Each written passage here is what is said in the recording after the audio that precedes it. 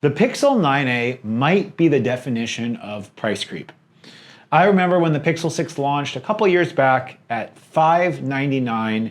It had a large main sensor, a 90 hertz display, a 4500 milliamp hour battery with 21 watt charging, and all of the growing pains you would associate with a first generation of device. Even though it was the Pixel 6, it was the first device with an in-house Tensor SoC. The Pixel 9a has now come to the market at just $499, but a few years after the introduction of Tensor, it has a lot more to offer at $499 than the Pixel 6 had at $599. Got a 120 hertz display. It has the biggest battery ever in a Pixel. It has a new camera with macro focus for the ultra wide, a new design, and it certainly seems that this new entry-level Pixel is closer to the Pixel 6 of a few years back, as it even eclipses some of the performance of the not so old Pixel 8 with a higher refresh rate display. And as someone who would consider themselves kind of a fan yet still critical of the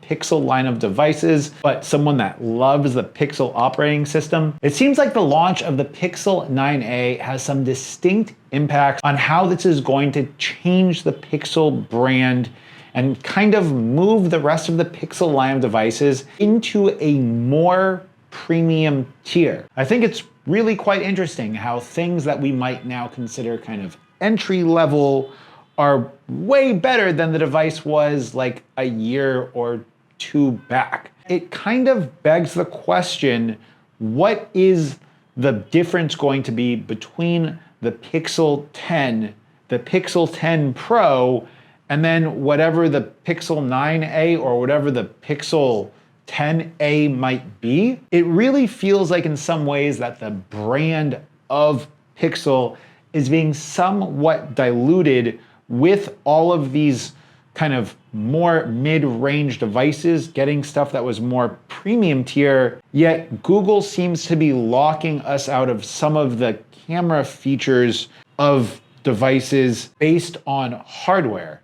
Like for instance, the fact that the Pixel 9a is going to get ADME when the device has 8 gigabytes of RAM, yet my Pixel 8 Pro doesn't get that, really seems like Google is in some ways kind of letting down on their promise of device updates and giving us longer life or longer device longevity through software. I say that even though recently some new updates to the drivers of the Pixel 7 and some of the more recent updates have really changed the Vulkan performance for gaming, and we see a lot better performance in benchmarks.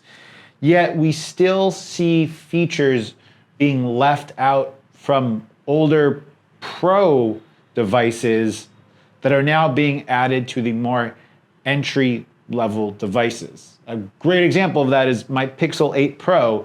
The device still runs great. It's still quick and relatively fluid for everyday performance. Gaming on it for the casual gaming that I do is fine. It still edits and chops up videos super fast in CapCut Pro when I'm editing videos on the device. Feels really odd that it's not getting those new camera features that the Pixel 9a is getting. And it makes me not want to upgrade to a Pixel 9. And I've said in the past that I was going to be upgrading OnePlus 13, but I would have to get the Chinese version of the OnePlus 13 here in Vietnam.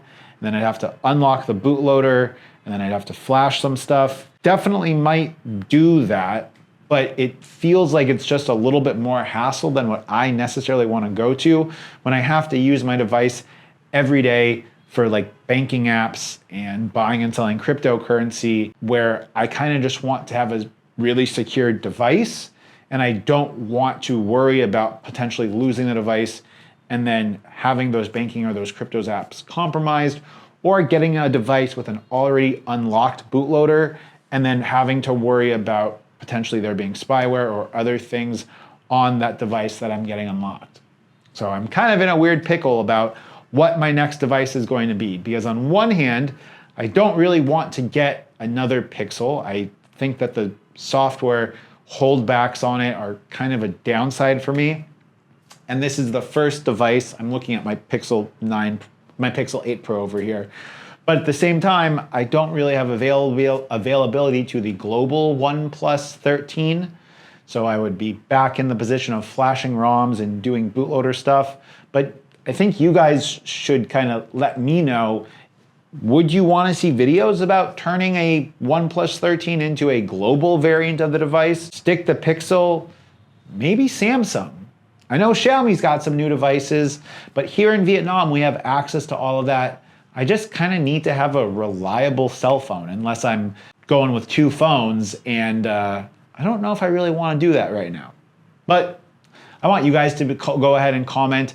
Do you think the Pixel 9a is the definition of price creep? I know that the Pixel 9a is going to be getting delayed because of potential quality control issues.